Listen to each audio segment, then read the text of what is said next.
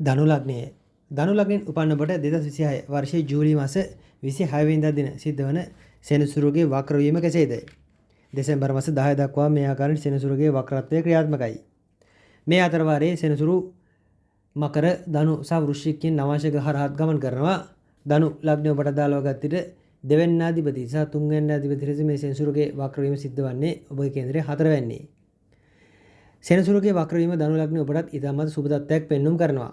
විශේෂයෙන් ඔබ කරන කටයුතු වලට ව්‍යාපාර ආදී ඒ කටයුතු වලට ඉතාමත් යහපත්. ඔබගේ මනස සම්බන්ධයෙන් ලොකු පණිවිඩයක් මේ කාලේ කියන්නට තිබෙනවා. මනස සුරක්ෂා කරගත යුතු කාලයක්. හිත සංසුන් කරගත යුතු කාලයක්. කේන්ති යන්නට ඒවා ආවේගශීලීත්වයන් සක්‍රිය වන්නට හේතු පවතිනවා. මන්ද ගොඩක් දේවල් ඔබ හිතේ තියාගෙන ඉන්න තත්ත්වයක් මේ කාලේ පවතින්නේ. ඔබගේ හිත ඇතුළාන්තයේ මතකයේ සහ තමන්ට වෙන අසාධාරණකම් තමන්ට වෙන වැරදි ආදී ඒ දේවල් ගොඩාක් බොහෝමයක් ඇතුළාන්තයේ පපුවේ හිතේ හදවතේ සංගවාගෙන ඉන්න කාලෙකේ මේ කාලේ පෙන්눔 කරන්නේ. ඒවා කියන්නටත් බෑ. කිව්වොත් ප්‍රශ්නයක් නොකිව්වොත් ප්‍රශ්නයක්. ඉතින් මේ කාලයක් වුණා ඔබට අන්න ඒවා ටිකක් ඔලුවට මනසට වද දෙන්න ඉඩ තිබෙනවා. නැත්නම් ඒ හිතේ තියාගෙන ඉන්න සමහර දේවල් සංගවාගෙන ඉන්න සමහර අදහස් ඒවා ප්‍රකාශනය නොකළහොත් සමහර විට ඔබගේ මනසට යම් දැඩි බලපෑමක් ඇති කරන්න ඉඩ දෙනවා. හිර කරගෙන තද කරගෙන අවසානයේ මනසටයි පීඩාව එල්ලවන්නේ. විශේෂයෙන් කාල පරිච්ඡේදය ගත්තට අගෝස්තු මාස 23 වෙනිදා දින සිට අගෝස්තු මාස 21 වෙනිදා දින සිට ඔක්තෝබර් මාස 9-10 දක්වන්නේ කාලයක් වano අතිශයින් ප්‍රවේශම්කාරී වන්න සහ අතිශයින් ඔබගේ අභ්‍යන්තරික සිතකි තව කවුරු හෝ කල්යන මිත්‍රයෙක් නැත්නම් තමගේ හිතවත් කෙනෙක් තමගේ බිරිඳ හෝ සැමියා විය හැකියි. ඉතින් ඒ අය සමග නිතර සාකච්ඡා කරන්න කතා බහ කරන්න. සාමාන්‍ය ධනු ලග්නයේ තරම කාඩම්බරකාර චරිතයට හත්පත් ගතිය අඩුයි. ඉතින් ඒ නිසාත් සමහර දේවල් කියන්නට පැකිලෙන ස්වරූපයක් පවතිනවා. ඔබ හැකිතාක් විවෘත යුතු කාලයක්. ලෝක තත්ත්වයන් සමාජ තත්ත්වයන් හරහා ඔබ විවෘත කිරීමට ඇති අවකාශ අඩු කරනවා, අවහිර කරනවා. නැත්නම් ඔබ සංගවන්නට උත්සාහ කරන්නේ. හැබැයි ඔබ ලෝකයට නෙවෙයි තමන්ගේ ළඟ කෙනෙකුට ආශ්‍රිතයෙකුට තමන්ගේ හිතවත් කෙනෙකුට හැකිතාක් සහෘදමත් වන්න, හැකිතාක් විශ්වාසවන්ත වන්න සහ හැකිතාක් ඒ අය සමග එකතු වී ඔබගේ ඒ හැඟීම් ප්‍රකාශන කිරීම සිද්ධ කරන්න. මේ කාලයක් වano සහෝදරයෙකුට තරමක් අපලයි සහෝදරයන් සම්බන්ධ සෞඛ්‍ය ගැන යම් සැලකිල්ලක් දක්වන්නට වේවි. අගෝස්තු මාස 20 දක්වා ඒ සම්බන්ධයෙන් බාධා පවතිනවා. විශේෂයෙන් මෙහිදී ඔක්තෝබර් මාස 10 වෙනිදායින් පමණ පසු කාලයක් වano වියදම් පැත්තට දාලා යම් වැඩිපුර කාර්යය දෙන කාලයක් ආර්ථික පැත්ත මූල්‍ය පැත්තට දාලා යම් ඒ ශක්තිය ෂයවීමක් අඩුවීමක් සිද්ධ විය හැකියි. අතරම ලැබීමට අවුලක්ම නෙමෙයි වියදම් පැත්ත තරමක් වැඩිවීමක් අපේ ඒ සම්බන්ධයෙන් අපේක්ෂා තිරින්නේ. විදේශගත වීමක් සම්බන්ධයෙන් ආරාධනාවක් පණවිඩයක් ඔක්තෝබර් මාසයේ අවසාන කාලේ සිද්ධ වන්නට තිබෙනවා. ඒ සම්බන්ධයෙන් ගැටලුවක් නැත. විශේෂයෙන් සෙනසුරු මාදශ ඔබ ගත කරන ධනු ලග්න කරුවෙක් නම් ඒ සම්බන්ධයෙන් ඉඩකඩ ඉතාමත් වැඩි. රාහු දශා වුණත් ගැටලුවක් නැත. මෙහිදී ධනු ලග්නයේ ලග්නාධිපති 8 වෙනි ගමන් කිරීම කියන කාරණාව ඔබ ආධ්‍යාත්මික පැත්තට නැඹුරු යුතු බවට වන නිමිත්තක්. දැන් මා පෙර පැවසු ආකාරයෙන්ම අගෝස්තු මාස 21 පමණ සිට ඔක්තෝබර් 10-12 දක්වා වන ඒ ධනු නවාංශිකයේ සෙනසුරුගේ ගමන් කිරීම කියන කාරණාවත් ඔබ වැඩිපුර ආධ්‍යාත්මික ආගමික ආදී කටයුතු වලට නැඹුරු යුතු බවට වන යම් නිමිත්තක්. ඇතරම ඒවට නැඹුරවන්නට කියන්නේ ඔබගේ මනස නැත්තම් ඔබට යම් සම්පාත කර ගැනීමකට මනස පාලනය කර ගැනීමකට අපහසු වන නිසා.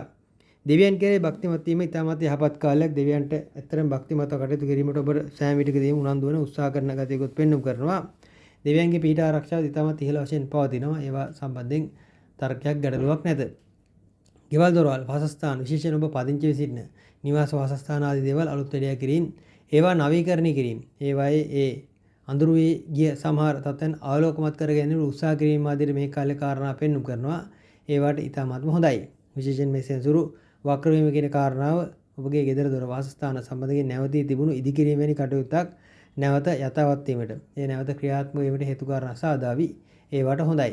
ඉතින් අර මානසික ගැටලු ඇති කිරීමට අදාළ ඒ තත්ත්වයන් පාලනය කර ගැනීමත් ඒ වාසස්ථාන සම්බන්ධ කටයුතු සිද්ධ කරවා ගැනීම වඩා හොඳයි. ගෙවල් දොරවල් තරමක් අපිළිවෙල වන්න ඉඩ තිබෙනවා. ඒවා තරමක් පිළිවෙලකට පිළිසකර කරන්න උත්සාහ කරනවා නම් හොඳයි. රැකී ආරක්ෂා ශේෂ්ත්‍රයන්ට අදාළ වන සෙනසුරුගෙන් ඒ තරම් සුබ හෝ අසුබ තත්ත්වයක් බරපතල ලෙස පෙන්눔 කරන්නේ නැත. එහෙත් අනිකුත් ග්‍රහයන් ගත් විට රැකියා ශේෂයේදී වෘත්තීය මට්ටමේදී පිළිගත් අය, වැදගත් යාළු මිත්‍රාදීන් හුණ ගැසෙන්න තිබෙනවා. ඒ අය සමග මධ්‍යස්ථව ඔබට කටයුතු සිද්ධ කරවා ගත හැකියි. අනිකුත් ශේෂ්ත්‍රයන් සම්බන්ධයෙන් ලොකු ගැටලුවක් නැද්ද? මධ්‍යස්ථව දේවල් කළමනාකරණය කරගන්න. මුදල් මේ මූල්‍යමය කටයුතු ආදී සම්බන්ධ යම් ඌමනාවක් අවශ්‍යතාවයක්, මුදල් ගෙන්වා ගැනීම සම්බන්ධයෙන් යම් ඌමනාවක් බොහෝ දුරට ඔක්තෝබර් 20 21 දක්වා කාලෙ ඔබට තරමක් තදබල ලෙස තරමක් වැඩිපුර පෙනෙන්නට වෙනවා. ඉතින් මේ මූල්‍ය අවශ්‍යතාවයන් විශේෂයෙන් ඉෂ්ට කරවා ගැනීමට ඒ ආතතියක් කරගන්නේ නැතුව ඉෂ්ට කරවා ගැනීම උත්සාහ කරන්න. එතකොට වඩා හොඳයි.